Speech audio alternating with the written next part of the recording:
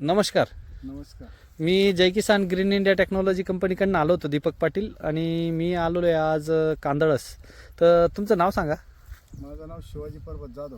तर आपण जय किसान green India कंपनीचे बायोलॉजिकल खत घेतलं होतं या रोपासाठी, आणि जवळजवळ किती एकर लागवड झाली तुमची आता या रोपामध्ये? आम्ही जवळजवळ हे रोप टाकलं होतं, 1 एकर रोप टाकलं होतं. बरोबर. आणि तुमच्याकडून जे खतं घेतले त्याच्यावर ही अशी पोझिशन आहे.